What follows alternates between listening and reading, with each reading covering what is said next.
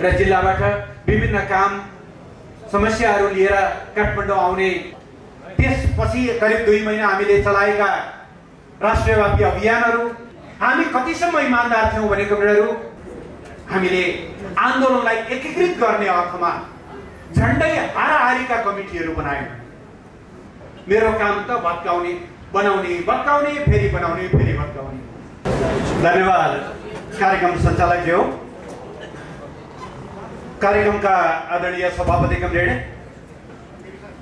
Party केन्द्रीय सदस्य एवं नेकपा एमाले संसदीय दलका मुख्य सचेतक माननीय विशाल भट्टराईज्यू, मञ्चमा आसीन नेतागण, आयोजक महानुभावहरू, पत्रकार मित्रहरू र यो महत्त्वपूर्ण कार्यक्रममा उपस्थित हुनुभएका सम्पूर्ण खोटाङवासी र खोटाङलाई माया गर्ने छरछिमेकका समेत सबै साथीहरू, कमरेडहरू, यहाँहरू सबैलाई सबैभन्दा पहिले नेपाल सरकार, नेकपा एमाले स्थायी कमिटी र स्वयं मेरो आफ्नो तर्फबाट हार्दिक तथा न्यानो अभिवादन व्यक्त गर्न चाहन्छु।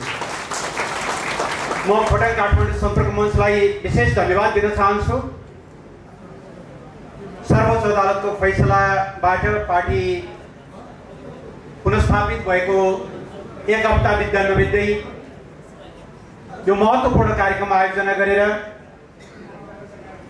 राष्ट्रिय राजनीतिका पछिल्ला घटनाक्रमहरू, यस सम्बन्धी पार्टी दृष्टिकोण र अगाडिको बाटोको बारेमा एक किसिमले ओरिएन्टेसन पनि लिने र सम्पर्क मञ्चको नयाँ जिम्मेवारी समेत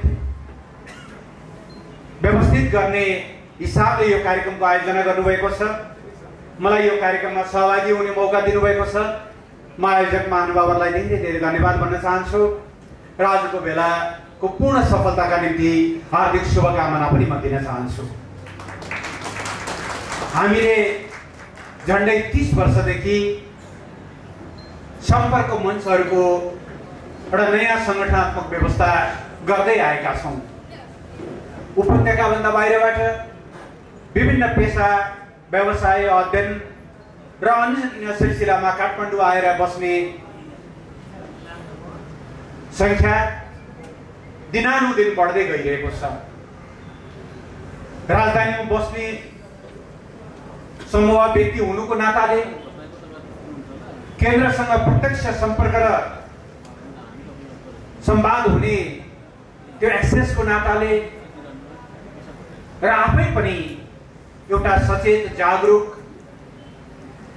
त्यो समुदाय हुनुको नाताले काठमाडौँमा बस्ने जिल्लावासीहरूको जिल्लाको राजनीतिमा, जिल्लाको विकास निर्माणमा, जिल्लाका दैनिक प्राकृतिक विपत्तिहरूको व्यवस्थापनमा र अन्य धेरै कुराहरूमा असाध्यै ठुलो योगदान हुन सक्छ भन्ने कुरालाई महसुस गरेर सुरु गरिएको यो सम्पर्क मञ्चको हाम्रो थालनी असाध्यै प्रभावकारी हुँदै गएको छ र समयक्रममा यसको स्ट्याटस हिजो मुलुक सङ्घीय ढाँचामा जानुभन्दा अगाडि अञ्चल समन्वय कमिटी स्तरको र अहिले प्रदेश कमिटीहरू स्तरको सम्पर्क समन्वय कमिटीहरू मार्फत हामीले लाखौं त्यस्ता व्यक्तिहरूलाई, पार्टी समर्थक, शुभचिन्तक र प्रतिबद्ध कार्यकर्ताहरूलाई सम्पर्क मञ्च मार्फत गोलबन्द गर्दै आएका छौँ र हामीलाई खुसी छ जति बेला मुलुकले आन्दोलनको माग गर्छ सम्पर्क मञ्च सबभन्दा फ्रन्ट लाइनमा हुने गरेको छ। जति बेला जिल्लामा निर्वाचनहरूको माहौल आउँछ त्यति बेला सम्पर्क मञ्चले जिल्लामा हाम्रा पक्षधर साथीहरूलाई जिताउनको निम्ति ठुलो भूमिका खेल्ने गरेको छ र जिल्लाबाट विभिन्न काम समस्याहरू लिएर काठमाडौँ आउने समुदायहरूलाई सहयोग गर्न र अरू धेरै हिसाबले यो व्यवस्थापन असाध्यै राम्रो रहेको छ।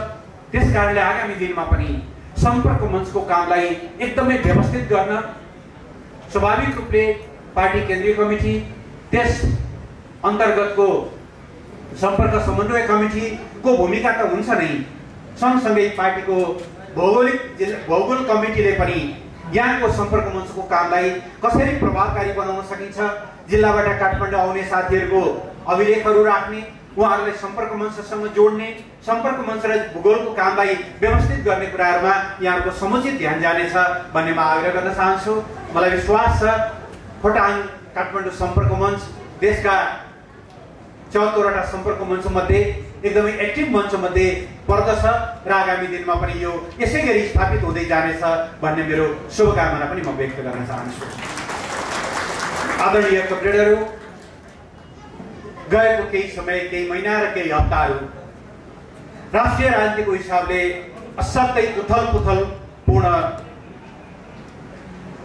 समय र कालखण्डको रूपमा रहेका छन्। हामी आफैलाई पनि कहिलेकाहीँ घटनाक्रमहरू यति तीव्र रूपले विकसित भइरहेका छन्, यति तीव्र रूपले घटित भइरहेका छन् कि ती घटनाहरूको अन्तर सम्बन्धलाई बुझ्ने, त्यसमा पार्टीले लिएको दृष्टिकोणलाई बुझ्ने र तदनुरूप आफ्नो धारणाहरू बनाउनुको निम्ति कतिपय सन्दर्भमा कमरेडरलाई अलमल परेको पनि मैले देखेको छु।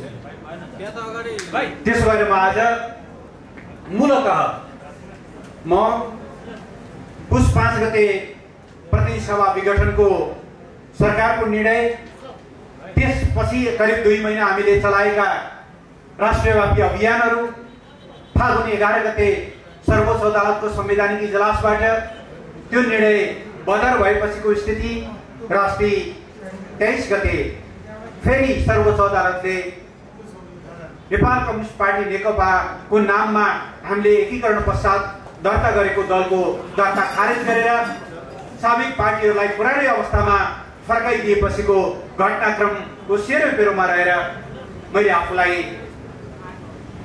त्यसमा केन्द्रित गर्दै अब हामी कसरी अगाडि बढ्नुपर्छ भन्ने सन्दर्भमा म केही कुराहरू कमरेडरसँग राख्ने अनुमति चाहन्छु।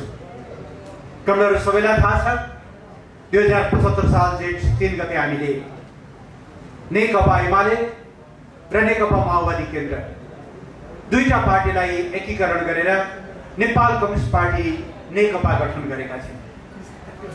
नेकपा एमालेको तर्फबाट कम्युनिस्ट आन्दोलनलाई एकताबद्ध बनाउने, देशमा परिवर्तनका पक्षधरहरूको पक्षमा शक्ति सन्तुलन अनुकूल बनाउने, देशको राष्ट्रियताको आन्दोलनलाई सुदृढ बनाउने र समाजवादका आधारहरू सुदृढ गर्ने हिसाबले हाम्रो तर्फबाट गरिएको यो एउटा असाध्यै महत्त्वपूर्ण र इमानदार पहल थियो। हामी कतिसम्म इमानदार थियौँ भनेको कुराहरू यहाँहरूलाई थाहा छ। तत्कालीन अवस्थामा नेकपा एमालेले 2074 साल मङ्सिरमा भएको आम निर्वाचनमा 32 लाख मत प्राप्त गरेको थियो। हामी 121 सिट सहित प्रतिनिधि सभामा थियौँ। तत्कालीन माओवादीले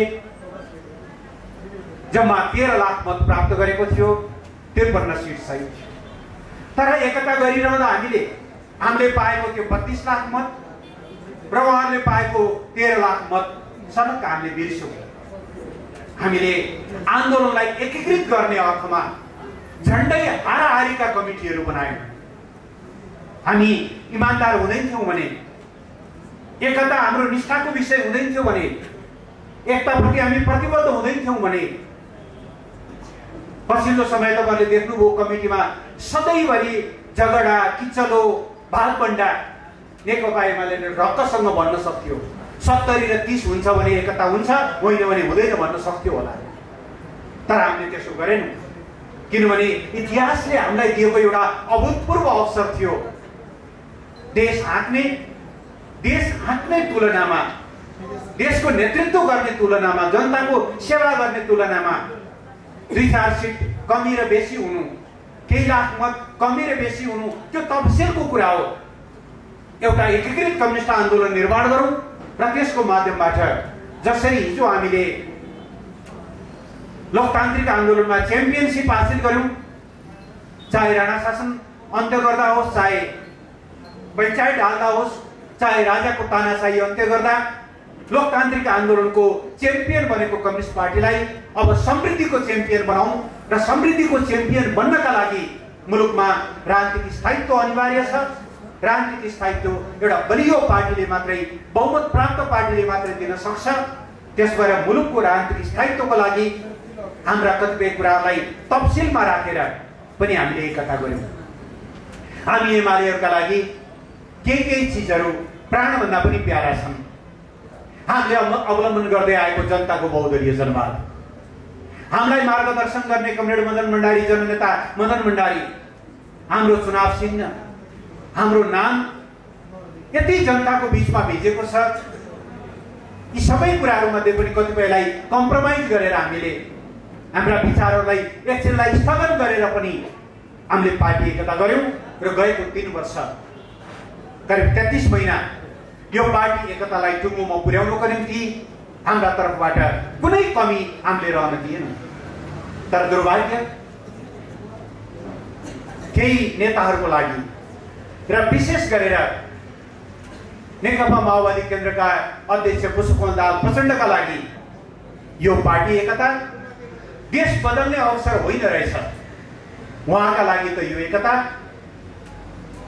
सके एकीकृत पार्टी कब्जा गर्ने, सकिएन भने नेकपा एमालेको जनाधारलाई, नेकपा एमालेको चुस्त संगठनलाई, नेकपा एमालेको यो लोकप्रियतालाई तहस नहस बनाउने, यो एउटा गलत मनसायका साथ उहाँले एकता गर्नुभएको रहेछ। घटनाक्रमले देखायो।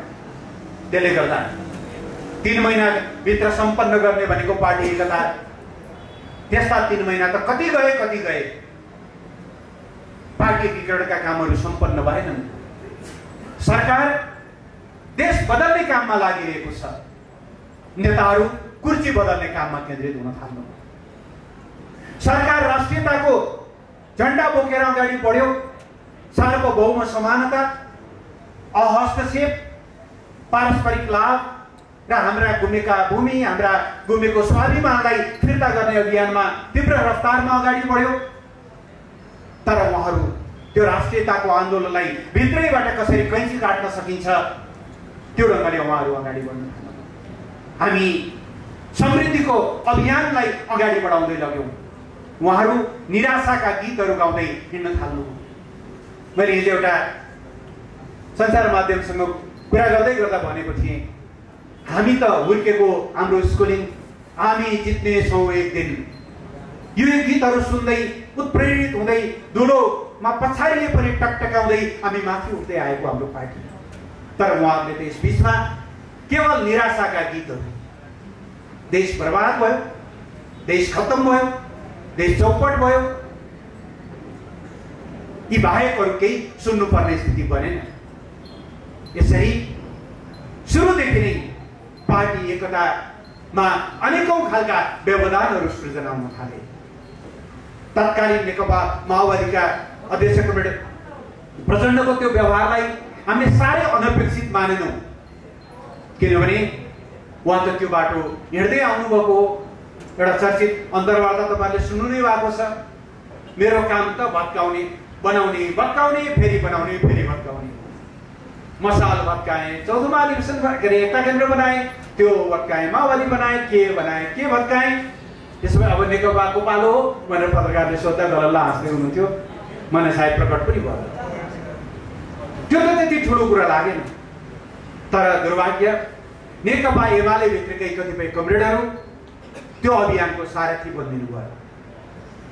आफ्नै पार्टी अध्यक्षलाई, आफ्नै पार्टीको प्रधानमन्त्रीलाई असफल बनाउन जुन ढङ्गले उहाँहरू प्रचण्डको साथमा उभिनुभयो मात्रै होइन, प्रचण्डलाई त्यो दिशातिर ठेल्दै अझ हौस्याउँदै लैजानुभयो। पार्टीको आन्तरिक एकता वास्तवमा विगत केही समयदेखि त्यसैले एकदमै अप्ठ्यारोमा पर्दै गइरहेको अवस्था थियो। एकता निष्कर्षमा पुग्छ कि पुग्दैन भन्ने बारेमा एउटा प्रश्न चिन्ह खडा भइरहेको अवस्था थियो।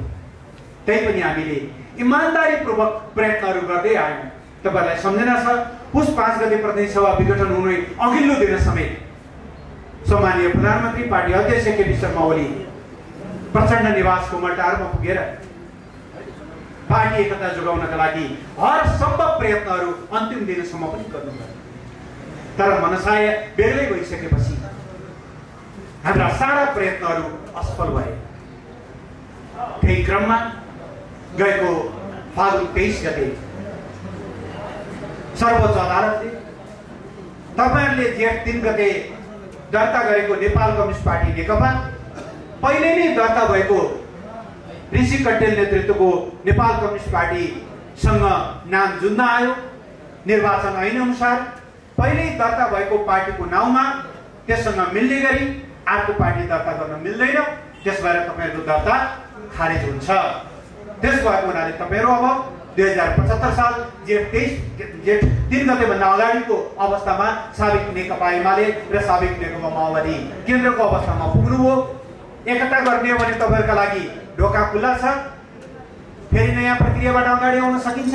तर अहिलेको हकमा भन्ने हो भनेदेखि जेठ 3 भन्दा अगाडिको अवस्थामा पुग्नुभयो भनेर सर्वोच्च अदालतले फैसला गरिसकेपछि वस्तुतः त्यसै पनि संकटमा पुगेको कम्युनिस्ट पार्टीको त्यो एकीकरणको प्रयास यो सर्वोच्च अदालतको फैसलासँगै विधिवत रूपमा अन्त्य भएको छ। केही मान्छेहरू यो फैसलालाई लिएर अनेकौं खालका टीका टिप्पणीहरू गरिरहेका छन्। नमाएको फैसला दियो अदालतले, एक्स्ट्रा जुडिसियल एक्टिभिजम देखायो, के भयो, अनेकौं खालका तर्कहरू गरिरहनु भएको छ। पहिलो कुरा म यहाँलाई निवेदन गर्न चाहन्छु, हाम्रा लागि भन्ने हो भने प्रतिनिधि सभा विघटनको सरकारको निर्णयलाई बदर गर्ने सर्वोच्च अदालतको फैसला पनि र यो एकीकरणलाई बदर गर्ने फैसला पनि हाम्रा निम्ति दुईटै फैसला प्रतिकूल हुन्। हामीले दुईटै मुद्दा हारेका छौं। तर हामी नेकपा एमाले जनताको बहुदलीय जनवादको सिद्धान्तबाट मार्ग निर्देशित हुँदै अगाडि बढेको पार्टी, जनताको बहुदलीय जनवादका महत्त्वपूर्ण विशेषताहरूमध्ये संविधानको सर्वोच्चता, विधिको शासन, मानवाधिकार, शक्ति पृथकीकरण, आवधिक निर्वाचन जस्ता विषयहरू हामीले हाम्रो सिद्धान्तमा स्थापित गरेका छौं, तिनीहरूलाई आत्मसात गरेका छौं। फैसलाहरू चित्त बुझुन अथवा नबुझुन्, फैसलाहरू अनुकूल हुन् अथवा नहुन्, तिनीहरूलाई पालना गर्नु हाम्रो दायित्व हो। हामी त्यसलाई पालना गरेर अगाडि बढ्छौं।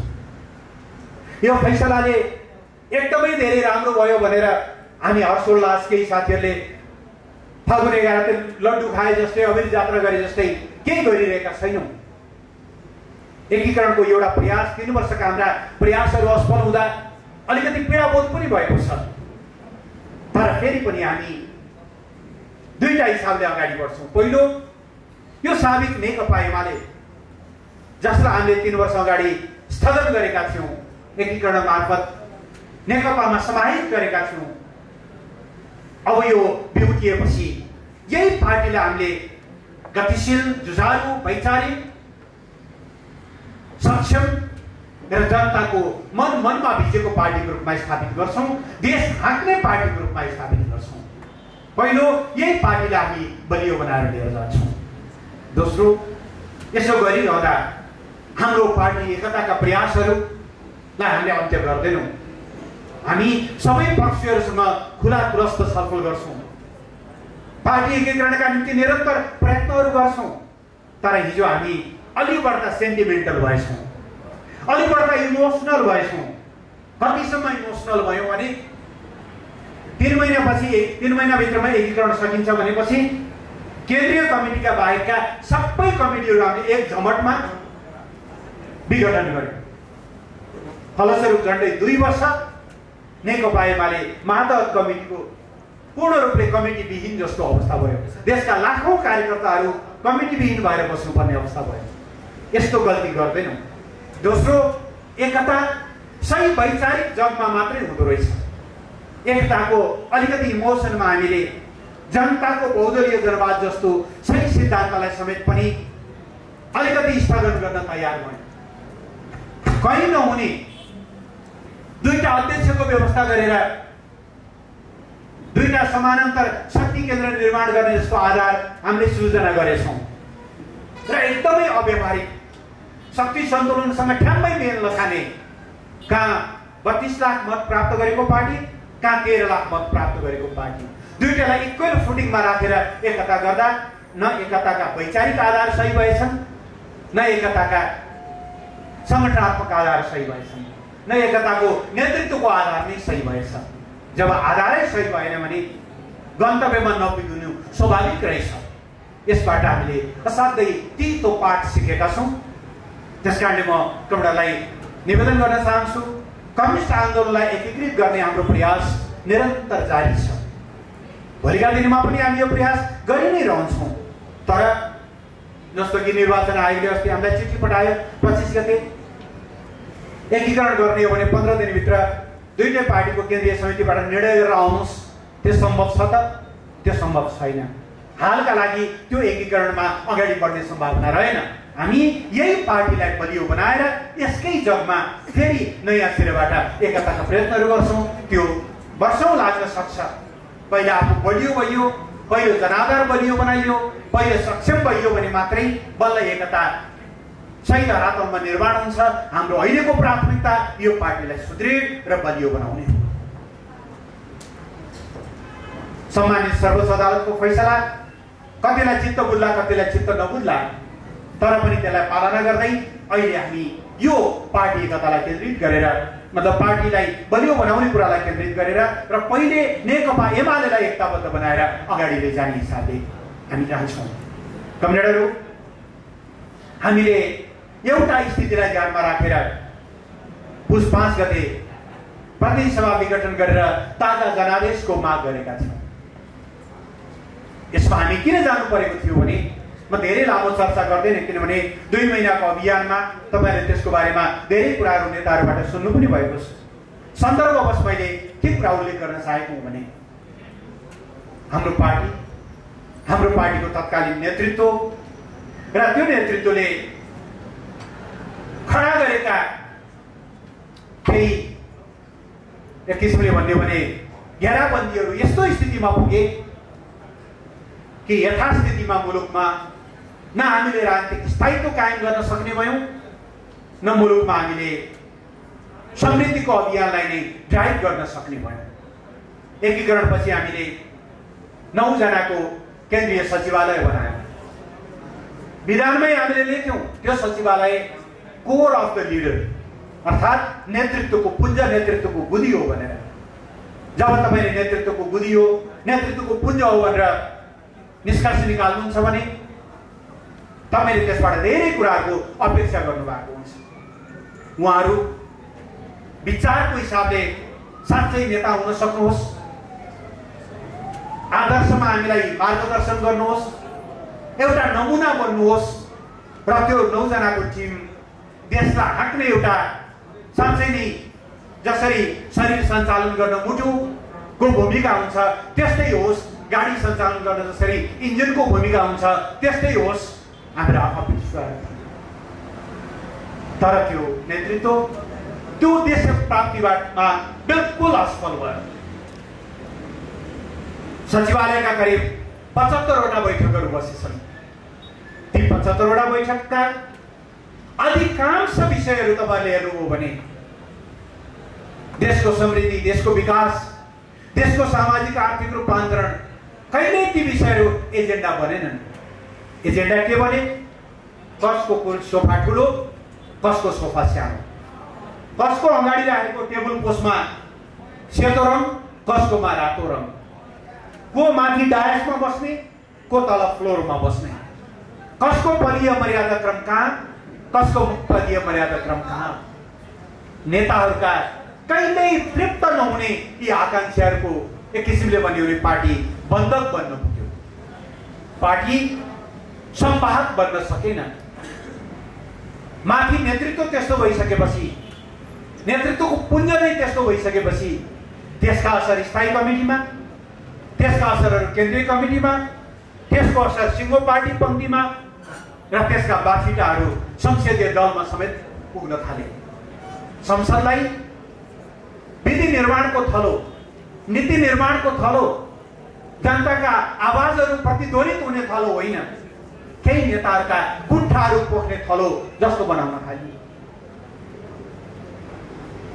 एउटा उखान छ, बाघको मुख हेर्न मन लाग्यो भने बिरालोको मुख हेर्नु, शत्रुको मुख हेर्नु मन लाग्यो भने दाजुभाइको मुख हेर्नु। विपक्ष खोज्न जानै नपर्ने भयो। पार्लियामेन्टको रोस्टरबाट विपक्षले भन्दा चर्को स्वरमा सरकारको विरोध, विपक्षले भन्दा चर्को स्वरमा प्रधानमन्त्रीको विरोध, विपक्षले भन्दा चर्को स्वरमा निराशाका गीतहरू, यो ढङ्गले संसद समेत बन्धक बन्ने स्थिति भइसकेपछि र यही माध्यमबाट मुलुकले खोजेको राजनीतिक स्थायित्व हासिल नहुने भएपछि एउटा बाध्यात्मक अवस्थामा हामीले प्रदेश सभा विघटन गर्यौँ, रहरले होइन बाध्यताले। यद्यपि सर्वोच्च अदालतले त्यो फैसलालाई उल्टाइदियो। हामीलाई त्यसले त्यो फैसला मार्फत हामीलाई पराजित गर्यो, हामीले त्यसलाई स्वीकार गर्यौँ, त्यसलाई कार्यान्वयन गर्यौँ। तर प्रतिनिधि सभा पुनर्स्थापना भए यतापट्टिका करिब 18 दिनका अभ्यासहरू तपाईँहरूले हेर्नुहोस् त, त्यो अभ्यासले के भन्छ? के प्रतिनिधि सभा पुनर्स्थापना समस्याको समाधान हो रहेछ? यसबीचमा दुईटा बैठक बसे, 23 गते र त्यसको केही दिनपछि। तर तपाईँले देख्नुभयो संविधानमा स्पष्ट व्यवस्था भएका विषयहरू समेत, जसको संविधानले के भन्छ भने संसद अधिवेशन नबसेको बेला सरकारले अध्यादेश ल्याउन सक्छ र त्यस्तो अध्यादेश त्यसपछि बस्ने संसदको पहिलो सेसनमा पहिलो बैठकमै टेबल गर्नुपर्छ। संविधानमा बहुत स्पष्ट रूपले उल्लेख गरिएको छ। यसबीचमा हामीले केही अध्यादेशहरू लिएर आएका थियौँ, संवैधानिक परिषद सम्बन्धी अध्यादेश, र ठिक छ त्यसमा राजनीतिक विवाद छ भने त्यसमा छलफल गर्न सकिन्छ।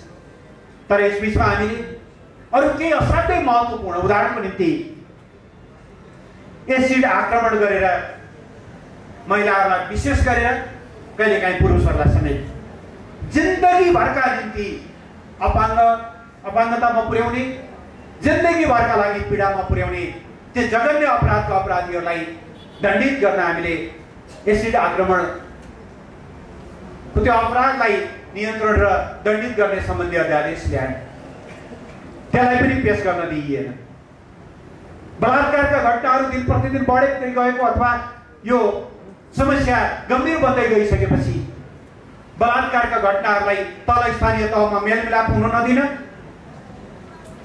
र बलात्कार र हत्या गर्ने कसुरलाई अझ गम्भीर रूपले दण्डित गर्नका लागि त्यस सम्बन्धी अध्यादेश ल्याइएको थियो, त्यो पनि पेश गर्न दिइएन। सत्यनिरूपण मेलमिलाप आयोगको म्याद सकिएको थियो अस्ति माघ 25 गते, त्यसको म्याद थप गर्ने अध्यादेश ल्याइएको थियो, त्यसलाई पनि पेश गर्न दिइएन। र हामीले लगाउँदै गरेको कोभिड भ्याक्सिन, कोभिड विरुद्धको भ्याक्सिन, त्यसलाई हामीले अध्यादेश मार्फत नियम संशोधन गरेर, ऐन संशोधन गरेर अनुमति दिएका थियौँ।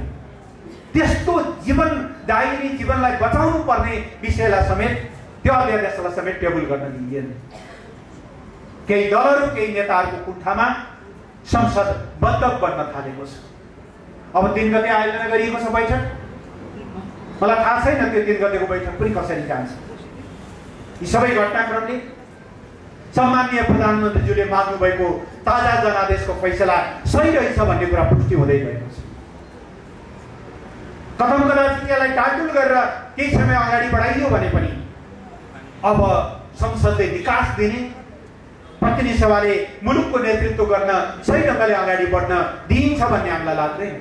यद्यपि हाम्रो प्रयास सर्वोच्च अदालतको फैसलालाई पूर्ण रूपले कार्यान्वयन गर्दै प्रतिनिधि सभाभित्रैबाट मुलुकमा राजनीतिक स्थायित्व कायम गर्ने हुनेछ। तर त्यो कति सफल हुन्छ हामी ढुक्क भन्न सक्दैनौँ, किनभने देशलाई निरन्तर अस्थिरतामा लैजाने प्रयासहरू जारी छन्।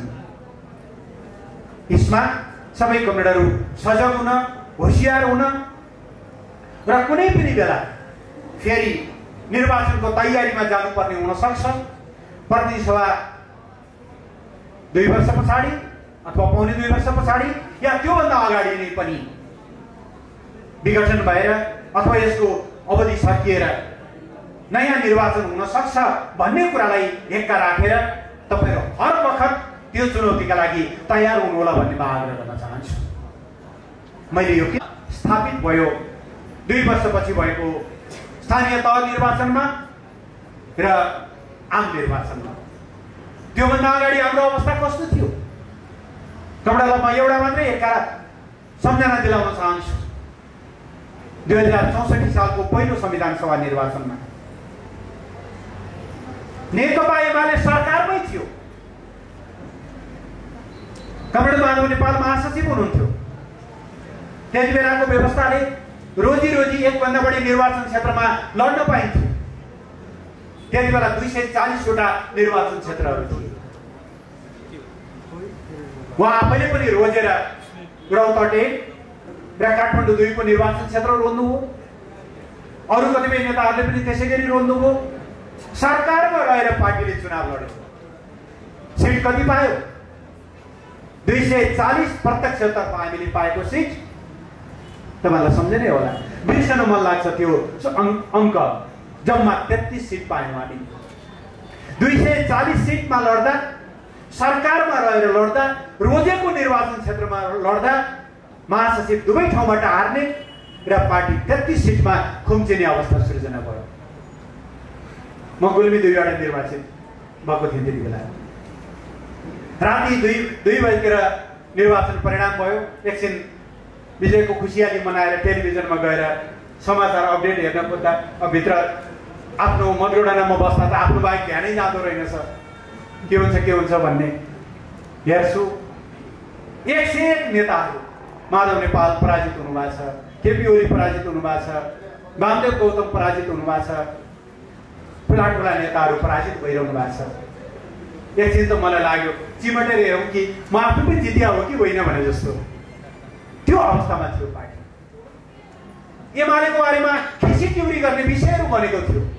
लिङ्ग नभएको पार्टी टुडी खेलमा हामीलाई च्यालेन्ज गरिन्थ्यो। त्यो अवस्थाबाट तपाईँलाई याद होला 74 सालको वैशाख, असार र असोजमा 3 चरणमा स्थानीय चुनाव भयो। हामी प्रतिपक्षमा थियौँ। हामीलाई हटाएर, केपी ओलीलाई हटाएर कांग्रेस माओवादी संयुक्त सरकार थियो र उहाँको चुनावी गठबन्धन थियो। त्यो चुनावमा हामी एक्लै त्यो गठबन्धनको विरुद्ध भिडेर नेकपा एमालेलाई हामीले पहिलो शक्ति बनायौँ। मैले यो उदाहरण किन दिन खोजेको भने केपी ओलीको नेतृत्वमा पार्टीले देशले पाएको पहिलो महत्त्वपूर्ण सफलता, तेस्रो अवस्थामा पुगेको पार्टी, पहिलो शक्तिशाली पार्टीको रूपमा हामीले स्थापित गर्यौँ। दोस्रो, मुलुक संविधान निर्माणको चरणमा थियो। पहिलो संविधान सभा संविधान बनाउन नसकेर असफल भएर विघटित भएको अवस्था थियो। दोस्रो संविधान सभामा पनि भूकम्प आउनुभन्दा अगाडि भनियो भने माओवादी चुनाव संविधान नबनाउने पक्षमा थियो। मधेसी दलहरू त पछाडि संविधान निर्माणको प्रक्रियाबाटै बाहिरिनु भएको थियो। त्यस्तो अवस्थामा सिङ्गो देशलाई गोलबन्द गरेर र विदेशी हस्तक्षेपलाई अस्वीकार गरेर संविधान निर्माण गर्ने कामको नेतृत्व कमरेड केपी ओलीको नेतृत्वमा नेकपा एमालेले गर्यो। तपाईलाई याद होला विदेशबाट दबाब दिन हस्तक्षेप गर्न आएका मान्छेहरू पहिले प्रधानमन्त्री निवास बालुवाटार सुशील कोइरालालाई भेट्न गएनन्, प्रचण्डजीलाई भेट्न लाजिमपाट गएनन्। सबभन्दा पहिले कहाँ गए उनीहरू? बालकोट गए कमरेड केपी शर्मा ओलीलाई भेट्न। आन्दोलनको केन्द्र त्यहाँ थियो। तर सबै कुरालाई अस्वीकार गर्ने हामीले संविधान निर्माण गर्यौं। आज त्यो संविधान, हिजो संविधान जलाउनेहरू, संविधान सभा बहिष्कार गर्नेहरू पनि संविधानको दायरामा आएका छन्। संविधानमा एक किसिमले भने सर्वसम्मति कायम भएको छ। केपी ओलीको नेतृत्वमा संविधान निर्माण गर्ने र यो संविधानलाई सर्वस्वीकार्य बनाउने कामहरू भएको छ। दोस्रो, तेस्रो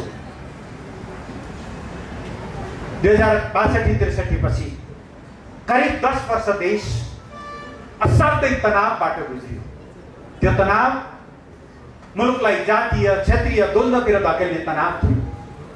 पहिचानका नाउँमा पहाड र मधेसको बीचमा पर्खाल खडा गर्ने, जनजाति र अरूको बीचमा पर्खाल खडा गर्ने, हिन्दू धर्म अरू धर्महरूको बीचमा द्वन्द्व सृजना गर्ने प्रयत्न गर्ने र मिलेर बसेको नेपाली समाज। हाम्रो राष्ट्रगानले नै भन्छ, सयौं थुङ्गा फुलका हामी एउटै माला नेपाली। यो सयौं थुङ्गा फुलको माला चुडाएर सबै थुङ्गाहरूलाई टुक्रा टुक्रा बनाउने खालका प्रयत्नहरू यस बीचमा भए। कहिलेकाहीँ हाम्रो नेतृत्व समेत बहकियो। त्यो बेलामा चट्टान जस्तो भएर यी सबै जातीय क्षेत्रीय अधिवादलाई प्रतिवाद गर्दै एउटा सिङ्गो राष्ट्रको एकताका निम्ति, राष्ट्रिय एकताका निम्ति चट्टान जस्तो बनेर कमरेड केपी ओलीको नेतृत्वमा हामीले त्यो अभियान चलायौँ। फलस्वरूप आज मुलुकमा जातीय द्वन्द्व, क्षेत्रीय द्वन्द्व, धार्मिक द्वन्द्वहरू, देशमा आगो सल्काउने खालका प्रयत्नहरू आज सबै निस्तेज भएका छन्। देश ढुक्कसँग बस्न सक्ने, एकताबद्ध हुने एउटा स्थिति बनेको छ। चौथो, राष्ट्रियताको मामलामा हाम्रो देश त्यसो त कहिल्यै कसैको उपनिवेश भएन, हामीलाई गर्व छ। तर सुगौली सन्धि पश्चात हाम्रो राष्ट्रिय स्वाभिमानमाथि पटक पटक चोट पुर्याउने कामहरू भए। त्यस्तो बेलामा त्यो राष्ट्रियताको झण्डा बोकेर अघिल्लो चोटि नाकाबन्दीको विरुद्ध चट्टान जस्तो उभिनुभयो केपी शर्मा ओली, चीनसँग ढोका खोल्ने काम गर्नुभयो र यसचोटि पनि नेपालको गुमेको गुबार, लिम्पियाधुराले पुलेक र कालापानी समेटेर नयाँ नक्सा प्रकाशन गर्ने कुरामा होस्, संविधान निर्माण गर्ने कुरामा होस्, या विदेशीसँग आँखामा आँखा जुदाएर देशहरू ठुला होलान् अथवा साना, धनी होलान् अथवा गरिब, तर देशहरू बराबर हुन्, देशको सार्वभौम सत्ता बराबर हो भन्ने कुराको मानक, त्यो एउटा मान्यता स्थापित गर्ने कामको नेतृत्व कमरेड केपी शर्मा ओलीले गर्नुभयो, नेकपा एमाले गर्यो। यो धार, यो विचारको नेतृत्व हामीले गर्यौँ। पाँचौं, मुलुकमा समृद्धिको, विकासको सपना हामीले एक किसिमले भन्यो भने देख्नै बिर्से जस्तो भएको थियो। यो देश बन्छ, यो देश राम्रो हुन्छ, यो देशलाई हाम्रै कार्यकालमा बदल्न सक्छौँ भन्ने कुरा मान्छेमा विश्वास नै थियो। यस्तै जति जोगी आउँछन् कानै चिरेका, जति नेता आए पनि भन्ने मात्रै हुन्, काम कसैले केही गर्दैनन्, देश बन्दै बन्दैन। यही निराशाको खेती देशभरि चलेको थियो होइन त? तर त्यसका विरुद्ध देश बन्छ, बनाउन सकिन्छ भनेर उहाँले समृद्धिका सपनाहरू देखाउनु। आज ती समृद्धिका हाम्रा सपनाहरू एक एक गरेर हामी त्यस दिशातिर उन्मुख भइरहेका छौँ। यही अवधिमा नेपाल अति अल्प विकसित अवस्थाबाट अब नेपाललाई विकासशील देश बनाउन संयुक्त राष्ट्रसङ्घले सिफारिस गरेको छ। म तपाईँलाई बधाई पनि दिन चाहन्छु यस शब्दमा। अब हाम्रो निधारमा अल्प विकसित देश भनेर लेखिने छैन, हामी एलडीसी हुने छैनौँ, हामी डेभलपिङ कन्ट्रीको रूपमा हामी स्थापित हुनेछौँ। यस बीचमा ठुला ठुला गेम चेन्जर योजनाहरू, चाहे मेलम्चीको पानी काठमाडौँ ल्याउने कुरा होस्, चाहे सुनकोशीको पानी मरिन हुँदै बागमती खसाएर 2 नम्बर प्रदेशका करिब 1,80,000 बिघा जग्गालाई सिंचित गर्ने कुरा होस्, चाहे नागढुङ्गामा सुरुङ मार्ग निर्माण गर्ने कुरा होस्, चाहे भेरीको पानी डाइभर्सन गरेर सुरुङ खनेर बबईमा खसाउने कुरा होस्, चाहे चिनिया रेललाई काठमाडौँ केरुङ हुँदै काठमाडौँ ल्याउने कुरा, चाहे भारतीय रेललाई रक्सोल हुँदै काठमाडौँ ल्याउने कुरा, यी विषयमा हामीले महत्त्वपूर्ण सफलताहरू, अग्रसरताहरू हासिल गरेका छौँ। निश्चय नै ठुला र रणनीतिक महत्त्वका योजनाहरू पुरा गर्न समय लाग्छ। तर तपाईँले आज पहिलो पाइलो चाल्नु भएन भने पुग्नुहुन्छ कहिले? तपाईँ आज शिलान्यास गर्नु भएन भने उद्घाटन गर्नुहुन्छ कहिले? तपाईँ आज हामीले यी गेम चेन्जर योजनाहरू जसले देशको भविष्य बदल्नेछ, हामीले यी कामहरू गर्यौँ। हामीले ठुला रणनीतिक महत्त्वका कामहरू मात्रै गरेका छैनौँ, जनताको जीवनसँग प्रत्यक्ष असर गर्ने। हामीले अस्ति मङ्सिर 15 गते एकै दिन देशका 396वटा पालिकामा न्यूनतम 5 बेडदेखि लिएर 15 बेडसम्मका हस्पिटलहरूको शिलान्यास गर्यौँ। नेपालको स्वास्थ्य इतिहासमा यति धेरै कामहरू एकै दिन कहिल्यै भएको थिएन। नागरिकहरूलाई स्वास्थ्य बिमामा ल्याउने कुरा होस्, दुर्गम हुम्ला, डोल्पा, मुगु जस्ता ठाउँमा सुत्केरी भएर सालनाल नछुटिएर, रगत नरोकिएर, पेटमा मरेको बच्चा भएर अल्पत्र परेका महिलाहरूलाई हेलिकप्टरबाट उद्धार गर्ने कुरा होस्, देशभरिका खरका छानाहरू हटाएर जस्ता छाना लगाउने कुरा होस्, कोही पनि नागरिकलाई आउने 2 वर्षभित्र अब सुकुम्बासी नरहने गरिकन भूमि समस्या समाधान आयोगले चलाइरहेका अभियानका कुराहरू हुन्। हामीले यी महत्त्वपूर्ण कार्यक्रमहरू गर्यौँ। अर्थात् केपी ओलीको नेतृत्वमा देशको समृद्धिको अभियानलाई हामीले यसरी अगाडि बढायौँ। आज प्रहार ठ्याक्कै यही विषयमा भइरहेको छ। कमरेडलाई लाग्ला एकजना प्रधानमन्त्रीमाथिको कुरा हो। प्रधानमन्त्री हट्दिँदैमा यदि पार्टी एकता हुन्छ भने, प्रधानमन्त्री हट्दिँदैमा यदि देशमा स्थिरता आउँछ भने, प्रधानमन्त्री हट्दिँदैमा यदि दलहरूको बिचमा एउटा नयाँ सहमति बन्छ भने के फरक पर्ला त? कहिलेकाहीँ यस्ता कुराहरू पनि हामी चर्चा गर्ने गर्छौँ। व्यक्तिको रूपमा केपी ओलीलाई केही फरक पर्दैन, पार्टीको रूपमा नेकपा एमालेलाई पनि तात्विक रूपले ठुलो फरक पर्दैन। हामी सत्तामा होस् अथवा प्रतिपक्षमा हामी हर वखत जनताको हितमा काम गर्छौँ। तर प्रहार देख्दा केपी ओलीको नेतृत्वमाथिको प्रहार देखिए पनि प्रहार केमा छ? हामीले सुरु गरेका यी अभियानहरूमा छ। साथीहरूले बोल्नुभयो नि, यो सरकार हटाएर माओवादी कांग्रेस र जनता समाजवादीको पार्टी बनेपछि, सरकार बनेपछि कम्फर्टेबलै हुन्छ नि फल्नु देशलाई। प्रश्न प्रधानमन्त्री हटाउने रहेनछ, प्रश्न त कसका लागि कम्फर्टेबल सरकार बनाउने भन्ने हो नि। त्यसकारणले म कमरेडलाई के भन्दै थिएँ भने, एकातिर केपी ओलीको नेतृत्वमा नेकपा एमाले राष्ट्रियताको धारको प्रतिनिधित्व गर्छ, समृद्धि र सामाजिक आर्थिक रूपान्तरणको धारको प्रतिनिधित्व गर्छ, सबै जात जाति भाषाभाषीका जनताहरू एक हुन्, एकताको त्यो भावको प्रतिनिधित्व गर्छ, संविधानको कार्यान्वयन र विकासको धारको प्रतिनिधित्व गर्छ, पार्टीलाई गतिशील चलायमान जनमुखी पार्टी बनाउने कुराको धारको प्रतिनिधित्व गर्छ। आफूतिर कमरेडहरू के गर्नुहुन्छ? साथीहरूको ध्यान केवल कुर्सी, केवल सत्ता स्वार्थ, यस्ता कुराहरूमा छ। त्यसकारणले आजको हाम्रो प्रमुख कार्यभार कमरेड केपी शर्मा ओलीको नेतृत्वमा नेकपा एमाले जुन धारलाई अगाडि बढाउन खोजिरहेको छ, जुन प्रवृत्तिहरूलाई हामीले अगाडि बढाउन खोजेका छौँ, यस मार्फत देशको विकास र समृद्धिलाई हासिल गर्ने गरी यो आन्दोलनलाई सफल बनाउने कुरा। फाल्गुन 23 को फैसलापछि साबिक नेकपा एमाले पुनर्स्थापित भएको कुरा मैले बताइहालेँ र हिजो हामीले केन्द्रीय कमिटीको एउटा विशेष बैठक आयोजना गर्यौँ। बैठकको आयोजना र हिजो त्यसले गरेका केही निर्णयहरूले अलिकति देशमा तरङ्ग जस्तो पनि सृजना भएको छ। पहिलो कुरा, त्यस्तो बैठक हामीले किन गर्नु पर्यो? किन गर्नु पर्यो भने गएको 3 वर्षदेखि यो पार्टी नेकपा, नेपाल कम्युनिस्ट पार्टी नेकपा भित्र थियो, यसको कुनै अलग अस्तित्व थिएन। अदालतले अलग अस्तित्वमा स्थापित गरिसकेपछि यसलाई